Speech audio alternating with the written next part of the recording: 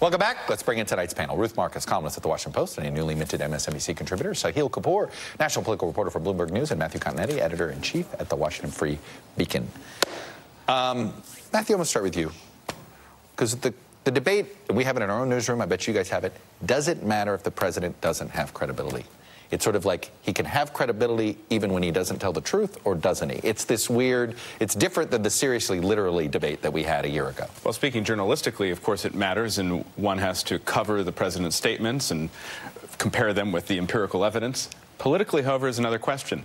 And when you look at some of the polling that we're receiving in the last few weeks, it doesn't seem that the American voter is giving credibility the same weight that, say, people in the media in Washington, D.C. are. That's an excellent point. I mean, the president's approval rating has been remarkably stable for such a tumultuous presidency and through so many different phases, between 36 to 42% among Republicans, somewhere in the neighborhood of 80% continue to support him. That is them overlooking what is beyond reasonable doubt with this president, to use a legal term, in I guess, speaking falsehoods and misleading statements and lies at a, exponentially greater clip than his predecessors. The Washington Post this week tallied more than 3,000 false or misleading statements, about 6.5 per day. That is really remarkable. Previous presidents have lied. They've usually paid a price for lying. Right. This president. Well, we were talking today. We can all identify the big lie of the three previous presidents. Bill Clinton was I did not have sexual relations. George W. Bush was WMDs. Barack Obama's, you can, if you like your health care plan, you can keep it. But in some ways we were noting, because they were singular, they sort of, they had more impact in some ways on them than just the fire hose of Trump. Right. Well, there is an outrage fatigue that's going on. And so when it happens so relentlessly and so constantly, the impact is that we all get inured to it. I think the political analysis is totally right. The societal analysis is a little bit different. Yes, there's the shoot 'em in the middle of Fifth Avenue crowd, but what happens when when the public at large needs to rely on the president? We needed to launch. That was basically the Gigot point this morning. We need to launch this strike. There are weapons of mass destruction, and there is already an air of distrust of any authority. Right. You layer this on top of it, that's when you have a problem. Also, same answer with allies. This gets to a fundamental question of what kind of society we want to be. Do we want to be a society that values truth for the sake of truth and views that as a public good? Or are we going to accept when public officials use information as an instrument to shape things? And how voters think. And we've been through this before. The late Jeffrey Bell called it the politics of bifurcation, referring to the Clinton scandals. We saw the same thing. While people didn't trust President Clinton after the Lewinsky scandal, his approval rating continued to be high. Economy saved him, because of conditions on the ground. And so I think if we look broadly, we look at the economy, we look at the fact that voters like peacemakers, and Trump is preparing for this summit with Kim Jong-un.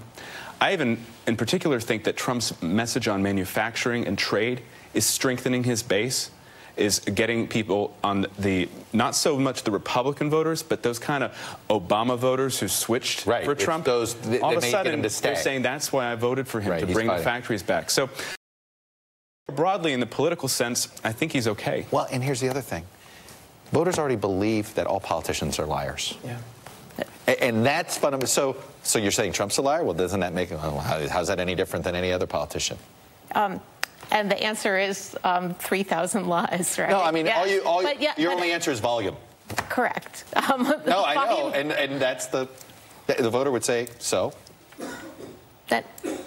Okay, Don, what are we here for? I guess the question, though, is it does eventually matter. The argument I made this morning was Bill Clinton didn't pay a price in 1998.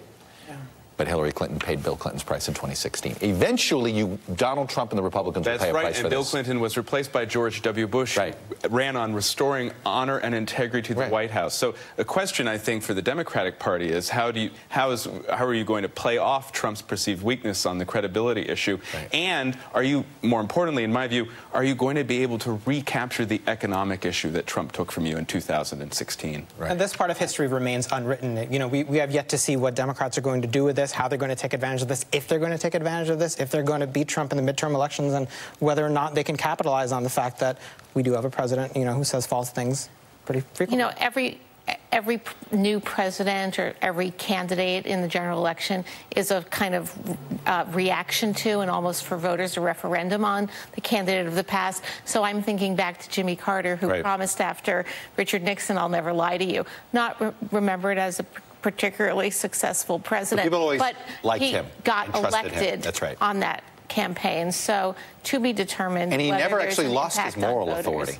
Yes. He may have lost his political authority, but he actually, Jimmy Carter, in some ways, never did lose that moral authority.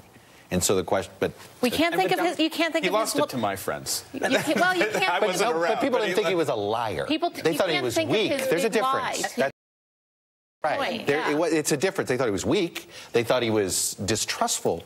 Micromanaging. I think if lecturing to the American people that they're not wise enough or strong enough to combat Trump's lies is not the way for Democrats to win in 2020. Democrats now, they feel like they have such a wealth of material with this president that they don't know what to focus on. But, you know, unlike what they did with George W. Bush, they focused on the WMDs, they focused on the Iraq lie, and they won as a result of that. Republicans, as you pointed out, did the same with Bill Clinton, and they won with Democrats. Remains to be seen. And this is what, look, there's a lot of Stormy Daniels and Russia in the news. When healthcare's in the news, the Democratic Party numbers go up. Donald Trump's numbers were going down in that spring when the fight was over things like that. And now it is interesting. Democrats should get a little nervous that Trump's numbers certainly aren't sinking right now. They're either stable or slightly on the rise. And you have to wonder, is it because we're not talking about bread and butter issues? And Democrats should think about it not just now, but if they retake the House. Right. And then they start thinking about whether impeachment is going to work for them any better than impeachment worked for Republicans with Bill Clinton. They have to be aware of the example of 1998, when Republicans were extremely confident going into that midterm election that Bill Clinton's lack of credibility and moral failings would result in Republican gains.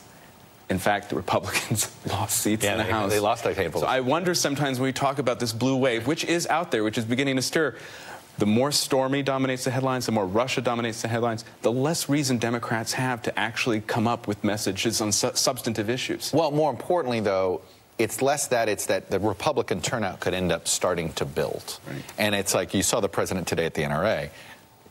That's about juicing turnout. And from my reporting, Democratic leaders are certainly aware of the prospect of an impeachment conversation boosting Republican turnout, which is why they're trying to avoid it. Having said that, if Democrats take back the House, there's going to be daily pressure from some quarters of their party to at least consider that proposition. Right, before I go, funny, we're reminded of this mash from Donald Trump at the end of the 2016 campaign that he was talking about Hillary Clinton. Take a look.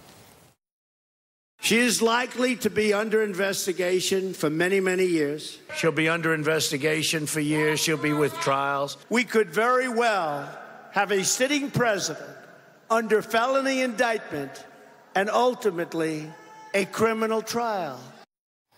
That was candidate Trump's basically closing message to say, careful of voting for her. Possibly he had not read the Office of Legal Counsel opinions on whether you can indict a sitting president. Well, is irony dead? He might not have been wrong. Yeah, that's true. We talked about that today. We might be sitting in the exact same place, just with an opposite perspective. How many people who voted for him for that reason now feel that way about him? That's what I want to know. And that's a question. That ultimately is the question none of us can answer until we actually see something at the ballot box.